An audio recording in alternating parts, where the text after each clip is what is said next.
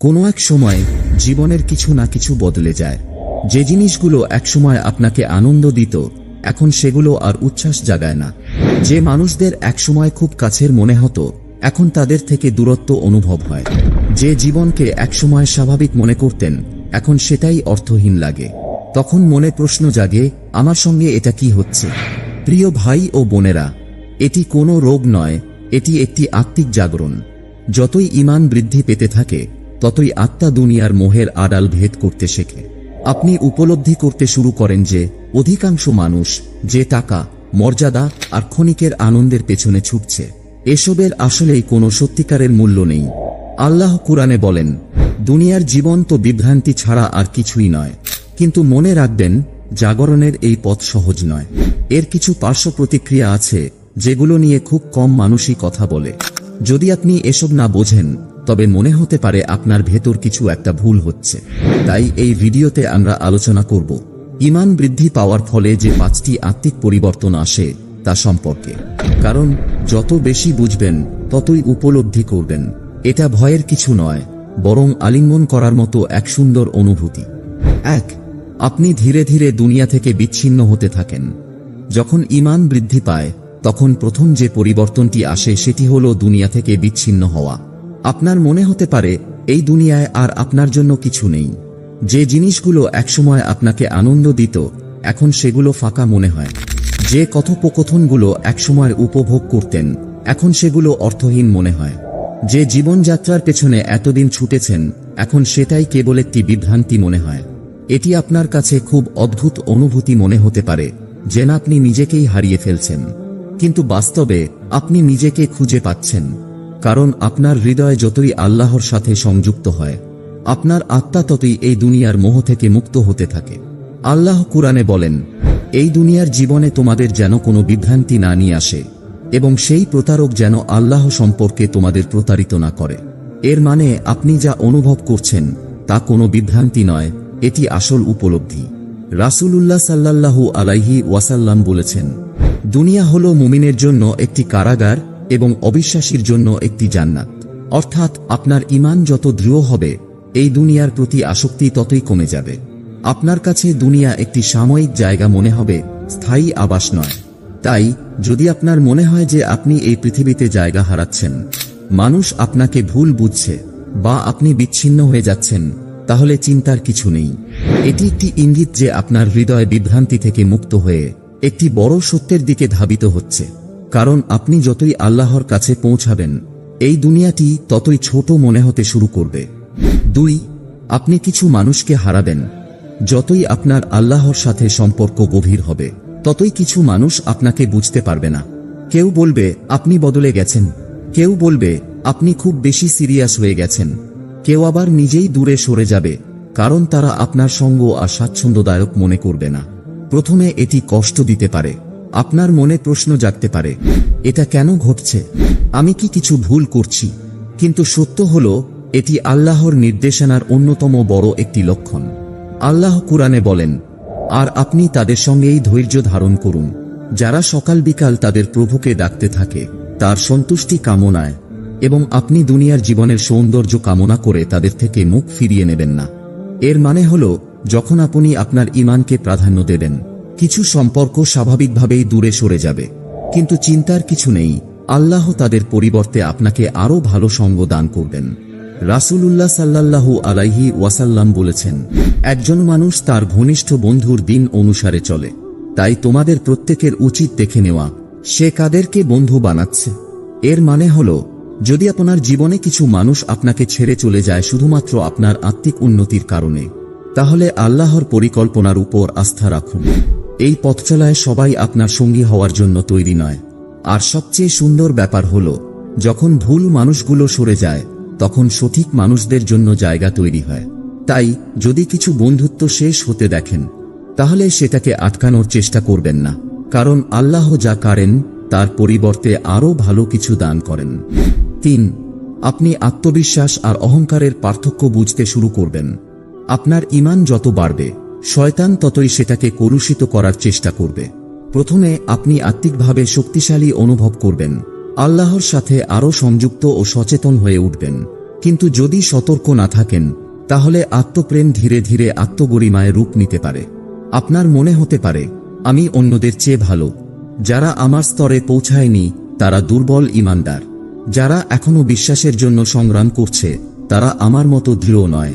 ঠিক এই অহংকারী ইবলিসকে ধ্বংস করেছিল। আল্লাহ যখন ইবলিসকে বলল আদম আলাইহি ওয়াসাল্লামকে সিজদা করতে, সে তখন অস্বীকার করল। এখানে সে আল্লাহকে অস্বীকার করেনি, বরং অহংকার তাকে ভাবতে বাধ্য করেছিল যে সে আদম আলাইহি ওয়াসাল্লামের চেয়ে শ্রেষ্ঠ। আল্লাহ কুরআনে বলেন, আর যখন আমি ফেরেশতাদের বললাম আদমকে সিজদা করো, তখন তারা সিজদা করল, কেবল ইবলিস ব্যতীত। সে অস্বীকার করল, অহংকার করল এবং কাফেরদের অন্তর্ভুক্ত হল। এর মানে অহংকার শুধু মানুষকে নয়, আল্লাহ থেকেও দূরে সরিয়ে দেয়। রাসূলুল্লাহ সাল্লাল্লাহু আলাইহি ওয়াসাল্লাম বলেছেন, যার অন্তরে এক সরিষা দানা পরিমাণ অহংকার থাকবে সে জান্নাতে প্রবেশ করতে পারবে না।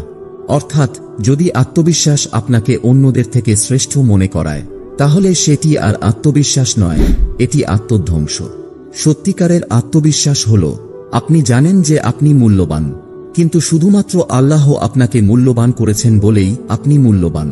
সত্যিকারের বিনয় হল আপনি বুঝতে পারেন যে আপনার জ্ঞান, আপনার হিদায়াত, আপনার ঈমান সবকিছুই আল্লাহর দান, কোনোভাবেই অন্যদের উপর নিজেকে উচ্চস্থানে রাখার কারণ নয়। তাই যদি কখনো মনে হয় যে আপনার ঈমান আপনাকে অহংকারী করে তুলছে, এক মুহূর্ত থামুন এবং নিজেকে মনে করিয়ে দিন, শয়তানও জ্ঞানী ছিল, কিন্তু তার অহংকারই তাকে ধ্বংস করেছিল। আল্লাহ আমাদের অহংকার থেকে রক্ষা করুন এবং আমাদের হৃদয়কে বিনয়ী রাখুন। আমিন। 4. আপনি আপনার চারপাশের লুকানো বিপদগুলো বুঝতে শুরু করবেন। যখন আপনার ঈমান বৃদ্ধি পায়, আপনার দৃষ্টিভঙ্গিও বদলে যায়। আপনি বুঝতে শুরু করেন একসময় যেগুলো আপনাকে নেতিবাচকভাবে প্রভাবিত করত, সেগুলোর আসল চেহারা কি ছিল। আপনার উপলব্ধি হতে শুরু করে কিছু পরিবেশ, কিছু মানুষ, কিছু অভ্যাস, এগুলো আসলে আপনাকে আল্লাহ থেকে দূরে সরিয়ে দিচ্ছিল। যা এক সময় নির্দোষ বিনোদন মনে হতো, তা ছিল আসলে একটি লুকানো পরীক্ষা। এটাই সেই মুহূর্ত যখন আপনার জীবনে বড় পরিবর্তন আসে। রাসূলুল্লাহ সাল্লাল্লাহু আলাইহি ওয়াসাল্লাম বলেছেন, একজন মানুষ তার ঘনিষ্ঠ বন্ধুর দিন অনুসারে চলে। তাই তোমাদের প্রত্যেকের উচিত দেখে নেওয়া সে কাদেরকে বন্ধু বানাচ্ছে। অর্থাৎ আপনি যাদের সঙ্গ বেছে নেন আর আপনার চারপাশের পরিবেশ, এগুলো হয় আপনাকে আল্লাহর দিকে নিয়ে যাবে, নয়তো আল্লাহ থেকে দূরে সরিয়ে দেবে। প্রথম দিকে এই উপলব্ধিটি অস্বস্তিকর মনে হতে পারে। আপনার মনে হতে পারে, আমি কেন আর আগের বন্ধুদের সঙ্গে মিশতে পারি না? যেসব জায়গায় আগে স্বাচ্ছন্দ্য বোধ করতাম সেগুলোতে এখন কেন অস্বস্তি লাগে? আমি কি এতদিন অন্ধ ছিলাম? উত্তর হলো হ্যাঁ, কিন্তু এখন আর নন। আল্লাহ কুরআনে বলেন, চোখ অন্ধ হয়ে যায় না, বরং যে হৃদয় বক্ষে রয়েছে তাই অন্ধ হয়ে যায়। অর্থাৎ ঈমান বাড়লে হৃদয়ে সেই সব জিনিস দেখতে শুরু করে যা চোখ আগে কখনো দেখতে পেত না। এবং একবার যখন আপনি সত্যটা দেখে ফেলেন, তখন আর তা না দেখার ভান করতে পারবেন না। তাই যদি আপনার ঈমান এখন আপনাকে কিছু জায়গায় অস্বস্তি অনুভব করায়, কিছু সম্পর্ক থেকে দূরে সরিয়ে নেয়, জেনে রাখুন এটি আপনার হৃদয়ের জাগরণের লক্ষণ। এই অনুভূতিকে উপেক্ষা করবেন না, একে গুরুত্ব দিন আর এটিকে অনুসরণ করুন, কারণ শেষ পর্যন্ত আপনার সঙ্গী এবং আপনার সিদ্ধান্তই গড়ে দেবে আপনার হৃদয়ের অবস্থা এবং আপনার চূড়ান্ত পরিণতি। 5. আপনি আরও বেশি পরীক্ষা অনুভব করবেন, কারণ আল্লাহ আপনাকে শক্তিশালী করতে চান। আপনার ঈমান যত বাড়বে আপনি তত উপলব্ধি করবেন জীবন সহজ হয় না, বরং কঠিন হয়। অনেকেই মনে করেন যখন তারা ইসলামকে আরও গভীরভাবে পালন করতে শুরু করবেন, তখন জীবন শান্তিময় হয়ে যাবে, সবকিছু মসৃণভাবে চলবে আর সংগ্রাম কমে যাবে। কিন্তু বাস্তবে ঘটে ঠিক উল্টোটা। চ্যালেঞ্জ আরও বেড়ে যায়, পরীক্ষাগুলো আরও কঠিন হয়ে ওঠে। এটি বিভ্রান্তিকর মনে হতে পারে আমি তো সঠিক পথে চলার চেষ্টা করছি, তাহলে জীবন আরও কঠিন মনে হচ্ছে কেন? এটা কি কোনো শাস্তি? কিন্তু সত্য হলো এটি শাস্তি নয়, বরং আল্লাহ আপনাকে শক্তিশালী করছেন।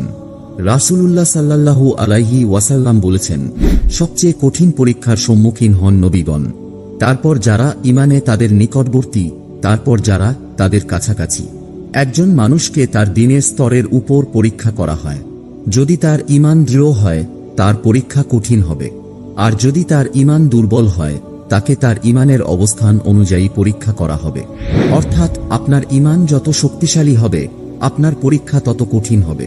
কারণ হীরার সৃষ্টি হয় প্রবল চাপের মাধ্যমে, তলোয়ার ধারালো হয় ঘর্ষণের ফলে, আর একজন মুমিন পরিশুদ্ধ হয় পরীক্ষার মাধ্যমে। আল্লাহ কুরআনে বলেন, মানুষ কি মনে করে যে তারা বলবে আমরা বিশ্বাস করেছি, আর তাদের পরীক্ষা করা হবে না? এর অর্থ হল প্রত্যেক কঠিন পরিস্থিতি আর প্রতিটি পরীক্ষা প্রমাণ করে আল্লাহ আপনাকে উচ্চতর স্থানে উঠাতে চান।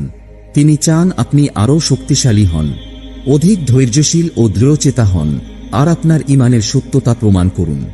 এবং সবচেয়ে স্বস্তিদায়ক বিষয় হল যখন আল্লাহ কাউকে পরীক্ষা করেন, এর মানে হল তিনি এখনও তার মধ্যে এমন কিছু দেখেন যা উন্নত করার যোগ্য। রাসূলুল্লাহ সাল্লাল্লাহু আলাইহি ওয়াসাল্লাম বলেছেন, যখন আল্লাহ কাউকে ভালোবাসেন তখন তিনি তাকে পরীক্ষা করেন।